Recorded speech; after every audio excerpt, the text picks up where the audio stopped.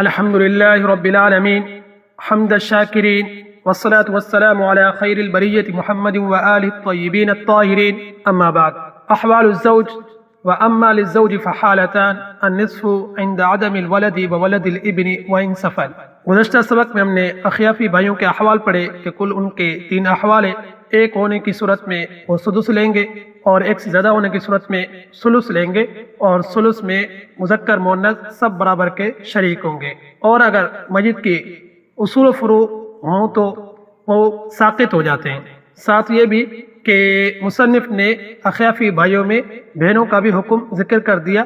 بعد میں اخیافیوں بہنوں کا علیحدہ ذکر نہیں کریں گے کیونکہ بہنوں اور بھائیوں کا ایک ہی حکم ہے. آج کے سبق میں ہم زوج کے احوال پڑھیں گے. وَأَمَّا لِلزَّوْجِ فَحَالَتَانِ. بہرحال زوج کی 2 حالتیں: النصف عند عدم الولد وولد الابن وإن سفل. زوج کے کل 2 احوال ہیں کہ کوئی بھی اولاد نہ ہونے کی صورت میں، نہ مذکر نہ مؤنث، کوئی بھی اولاد نہ ہونے کی صورت میں، نہ بیٹا ہو، نہ پوتا، نہ پڑ پوتا، کوئی بھی نہ ہو تو زوج کو نصف ملتا ہے، اور اگر اولاد ہو تو زوج کو ربع ملتا ہے. اس طرح آج کے سبق میں ہم زوجہ کا بھی حصہ پڑھیں گے کہ اولاد نہ ہونے کی صورت میں اس کو ربع ملے گا، اور اولاد ہونے کی صورت میں اس کو ثمن ملے گا. تو زوج کے 2 احوال ہیں: النصف عند عدم الولد، نصف ملے گا عند عدم الولد اولاد کے نہ ہونے کے وقت، ولد الابن وان سفل، اور بیٹے کے اولاد نہ ہونے کے وقت، وان سفل اس طرح نیچے. اور ربع مع الولد او ولد الابن وان سفل، اور ربع ملے گا اولاد کے ہوتے ہوئے یا بیٹے کے اولاد کے ہوتے ہوئے اس طرح نیچے. فصل فی النساء احوال الزوجات. ہم پڑھ چکے کہ ذوی الفروض کی کل تعداد 12 ہے، جس میں 4 رجال تھے اور 8 عورتیں تھی. تو رجال کا ذکر ہو چکا جس میں اب، جد اور اخیافی بھائی اور زوج، اور بقیہ 8 کا ذکر کر رہے ہیں کہ احوال الزوجات. تو سب سے پہلے ان میں زوجات کو ذکر کر رہے ہیں. زوجات یا جمع لے کے آئیں کیونکہ ایک سے زیادہ بیوی ہوتی ہیں، اور وہاں زوج لے کے آئے کیونکہ بیوی کا ایک ہی شوہر ہوگا. اما للزوجات فحالتان. زوجات کی 2 حالتیں: الربع للواحدۃ فصاعدۃ. ربع ایک کے لیے یا ایک سے زیادہ ہے ان کے لیے ربع ملے گا عند عدم الولد وولد الابن وان سفل، کہ میت کی کوئی بھی اولاد نہ ہو، نہ اس کے بیٹے کی اولاد ہو، نہ اس کے پوتے کی اولاد ہو، اس طرح نیچے کوئی بھی اولاد نہ ہو تو زوجات کو ربع ملے گا.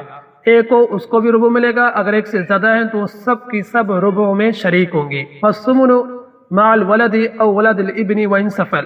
اور 8واں حصہ ملے گا اولاد کے ہوتے ہوئے، کہ میت کی کوئی بھی اولاد ہے، چاہے وہ حقیقی اولاد ہو، چاہے بیٹے کی اولاد ہو یا پوتے کی اولاد ہو، ان کے ہوتے ہوئے زوجہ کو ثمن ملے گا.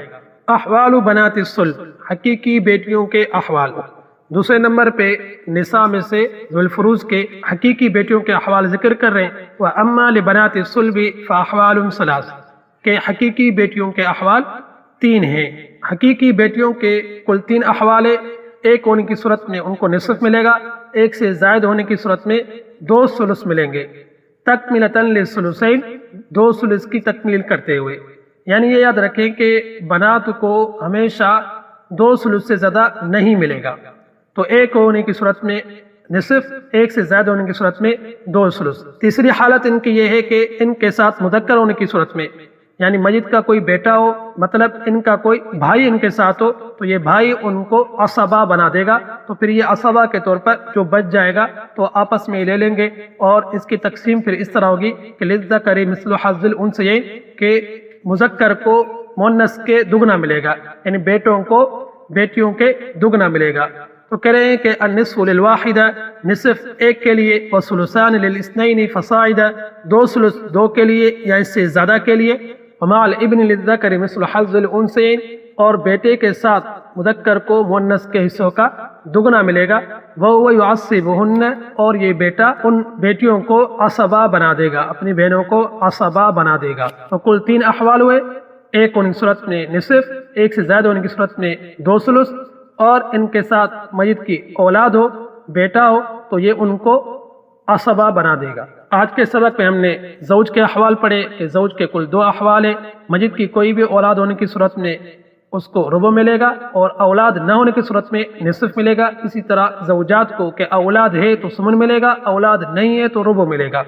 اسی طرح بیٹیوں کے احوال پڑھے حقیقی بیٹیوں کے کہ ایک ہونے کی صورت میں اس کو نصف ملے گا، ایک سے زائد ہونے کی صورت میں ان کو 2 ثلث ملیں گے، اور اگر ان کے ساتھ مذکر ہے تو یہ مذکر ان کو عصبہ بنا دے گا، اور اس کی تقسیم اس طرح ہوگی کہ مذکر کو مؤنث کے دگنا ملے گا۔ آج کی نشست کو یہیں پہ ختم کرتے ہیں۔ وآخر دعوانا ان الحمد للہ رب العالمین۔